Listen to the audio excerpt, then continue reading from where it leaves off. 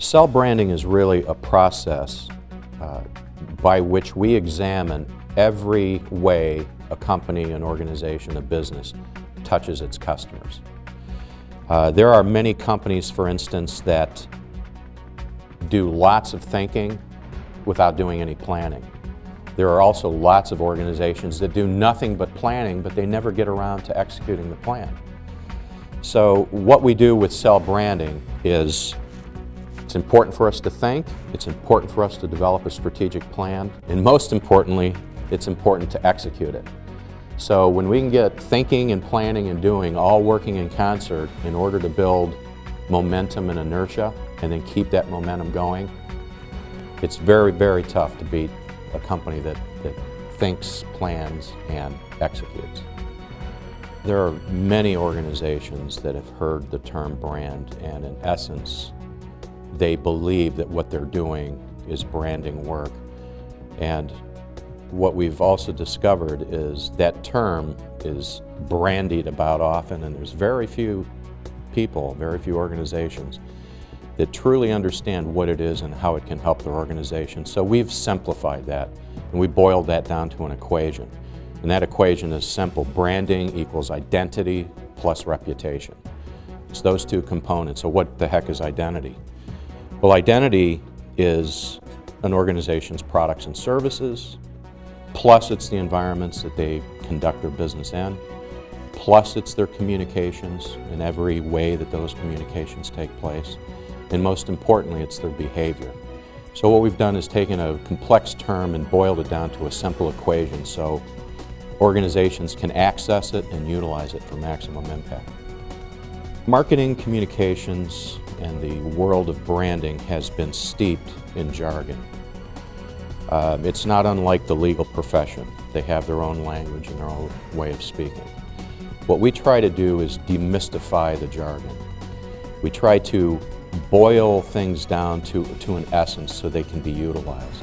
So I think what folks will get most out of attending cell branding is a demystification, an unveiling, if you will, that branding is something that is not as complicated as the world of marketing makes it to be.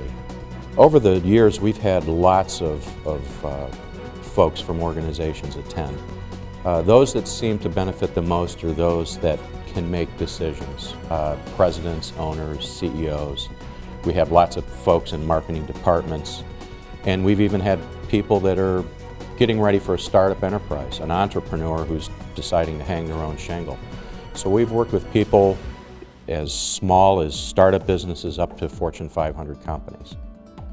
In the last 26 years, we've worked with hundreds of organizations, and interestingly and surprisingly, what we've discovered is that everyone within that organization, every employee, every staff member, is one of two things.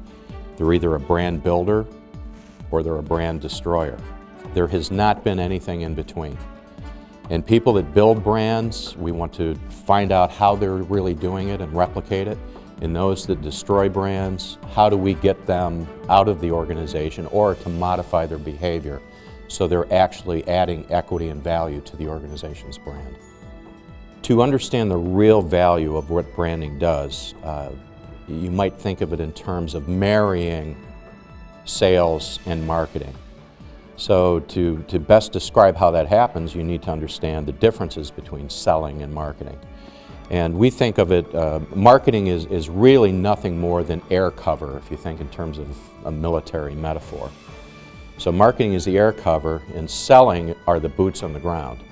So both of those have the same objective, but tactically they function differently. And what branding does is it helps to coordinate and integrate both selling and marketing. A guy by the name of Charles Revson. Years ago, he started a little company called Revlon. And what Charles Revson did, and especially for me, was really understand precisely what it is that his organization sold. And there's a quote that I fall back on often. And what Charles Revson said is, in the factory we make cosmetics, but at the drugstore counter we sell hope. So everything that Revlon thought, did, planned for, executed was revolved around the concept of selling hope, when everybody that were making the products are thinking we're in the cosmetic industry. So that is an important articulation, but when an organization really understands what it sells, then they can get all their troops in alignment in order to do that best. Strong brands always add value, and if you want to think in terms of even commodities, coffee for instance. I'm old enough to remember paying not more than 50 cents for a cup of coffee. And when you think about coffee, it's nothing more than a handful of beans that are roasted and crushed up and steeped in boiling water. And that's in essence what coffee is. And then it makes sense that you're paying not more than 50 cents for a cup. But when you develop a strong brand like a Starbucks, for instance, I very rarely ever saw people lined up to pay up to $4 for a cup of coffee like they do at Starbucks. So a strong brand always adds value, and what they have done is that cup of coffee is not their product. It is nothing more than a bridge to an experience, and they do that fabulous. Position is deeply rooted in brand. However, position and brand are two distinct differences.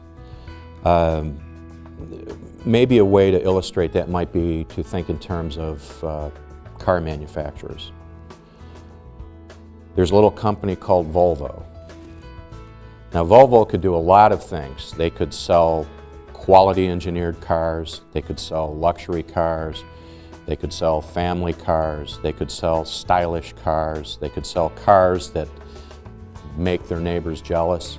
But what they did is they focused on one term, and that term is safe. And what they do, everything they think, do, and say equals safe. So that is their distinct position. That is the flag that they've placed in the ground. And what Volvo's position will be is we are the safe car company. And therefore they attract people that safety is the most important factor in buying a vehicle. So that sounds simple. It isn't. It's very complicated, and it requires people that understand position and do that intentionally. So position and brand are different, but they are also integrated.